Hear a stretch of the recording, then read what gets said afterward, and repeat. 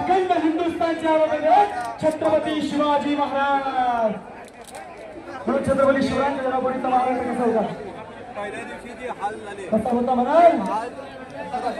आळंदी जिल्ह्यातून एकत्र येऊन आदिलशाही इमामशाही मोगलशाही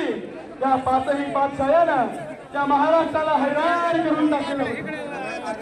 काही वाचवलेलं होतं जिकडे बघेल तिकडे यांनी अत्याचार पसरलेला होता आल्याच्या नंतर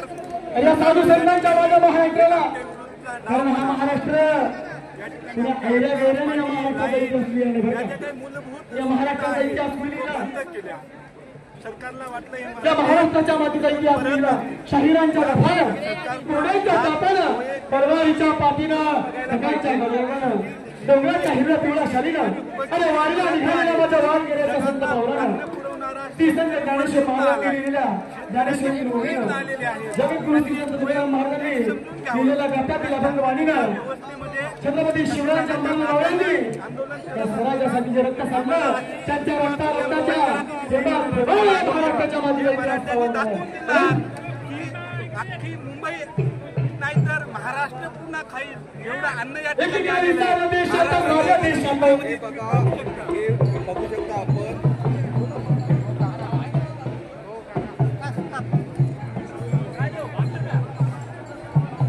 एकेकाळी साऱ्या देशात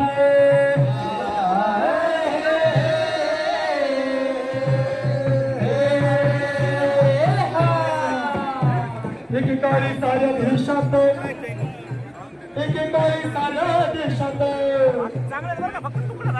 लुटमार अब्रू ठोक्यात लुटमार अब्रू ठोक्यात मोगलांनी गिळला भारत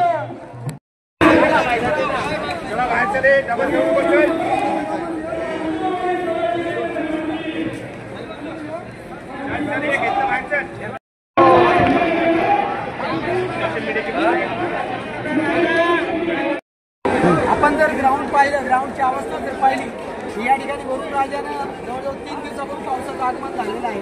आणि अशा परिस्थितीत माझा मराठी बांधव अशा चिखलाच्या परिस्थितीमध्ये या ठिकाणी या ग्राउंडमध्ये उपटणाला जरांगे पाटलाचं समर्थन करण्यासाठी या ठिकाणी बसलेलं आहे आणि सरकारला मला विनंती करायची दिनांक 27 तारखेला जेव्हा मराठी या मुंबई शहरामध्ये आले लोकशाहीच्या मार्गाने आम्ही या ठिकाणी आलो आणि ज्या दिवशी आम्ही इथं आलो त्या दिवशी या मुंबई महानगरपालिकेनं असेल महाराष्ट्र शासनानं असेल या ठिकाणचे जे दुकानदार आहेत जी खाऊगल्ली आहे ती अक्षरशः त्या ठिकाणी टाळे लावण्याचा आदेश त्या ठिकाणी दिलेला होता त्यांचं कदाचित त्यांच्या मनामध्ये असं असेल की शेतकरी हा उपाशी कुठे राहून किती दिवस या ठिकाणी टिकणार आहे परंतु आपण पाहता मुंबई शहरामध्ये आज या ठिकाणी महानगरपालिकेच्या समोर जर आपण पाहिलं जवळजवळ 100 अशी वाहने आहेत की ज्या प्रत्येक वाहनामध्ये भाकर असेल समोसे असतील चटणी असेल जे काही शेतात पिकणारा माल आहे शेतकरी कष्ट करून जे काही त्याच्या घरामध्ये जे पिकवतो जे उत्पन्न करतो त्यामधला काही हिस्सा भाग या ठिकाणी त्यांनी या मराठी बांधवांना खाण्यासाठी या ठिकाणी आणलेला आहे आणि मला एकच सांगायचं की अख्ख्या जगाचा पोशिंदा हा शेतकरी आहे आणि या गैरसमजुतीमध्ये आपलं शासन आहे की यांचं खाण्यावरून कसे हाल होतील का मला आपल्या माध्यमातून सांगायचं की अखंड जगाला जर शेतकरी पोचत असेल माझ्या या बांधवांना पोचण्यासाठी शेतकऱ्याला फार असं काही अन्न लागणार नाही आणि मी शासनाला एक सांगतो की जर या ठिकाणी शेतकऱ्यांना मनात आणलं अख्ख्या मुंबईला 1 महिना पुरेल असं राशन 8 दिवसामध्ये या ठिकाणी आणि यानंतर शासनाला मला पुन्हा सांगायचं आहे आज एक मी ह्या दादांना सांगू इच्छितो की मुंबई आहे ना ती भाकरी खाते ते ह्या मराठा समाजाच्या शेतातून येणाऱ्या भाकरीतून येते तो दुसरीकडून कुठून येत नाही आणि आपण जर पाहिलं या ठिकाणी मनोज दादा उपोषणाला बसले या ठिकाणी आपण जर पाहिलं माननीय उच्च न्यायालयाने त्या ठिकाणी ती जागा दिलेली आहे शासनाचं त्या ठिकाणी महानगरपालिकेचं कर्तव्य आहे की येणारे जे बांधव आहेत इतर का पाकिस्तानमधून थोडीच आलो आम्ही तुमचेच भाऊ आहेत लोकशाही पद्धतीने आम्ही आमच्या मागण्यासाठी या ठिकाणी आलेलो आहे आपण त्या ठिकाणी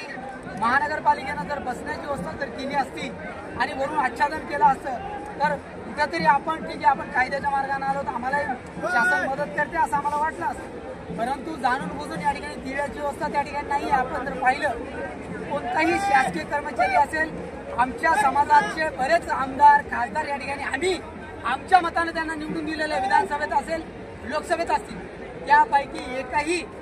आमदार खासदार किंवा कोणताही सदस्य या ठिकाणी मनोजदादा पाटलांना भेटायला आलेलं नाहीये. हे कशामुळे आहे? तुम्हाला शेतकऱ्याचं मतदान पाहिजे आणि ज्यावेळेस शेतकरी त्याचं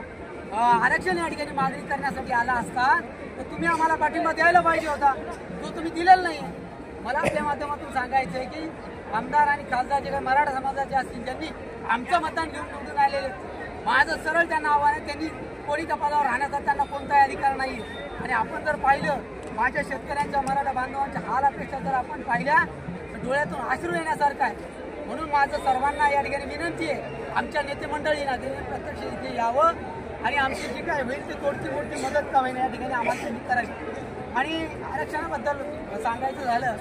तर आपण पाहिलं मनोजदादांनी अख्खा आयुष्य त्यांचं या ठिकाणी गेलेलं आणि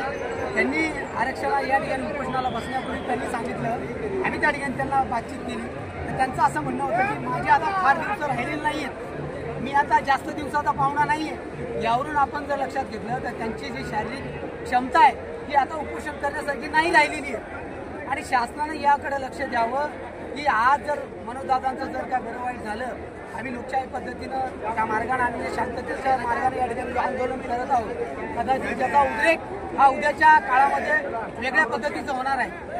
म्हणून आपण कुठंतरी आरक्षणाच्या बाबतीमध्ये केंद्रानं असेल राज्यानं असेल या ठिकाणी व्यवस्थितपणाने लक्ष घालून लवकरात लवकर आपल्या समितीने जे काय अहवाल या ठिकाणी पाठवावेत आणि या माझ्या सर्व मराठा बांधवांना कुठंतरी या आरक्षणाच्या पेचातून आपण या ठिकाणी सोडवावं अशी माझी आपल्या मार्फत विनंती आहे.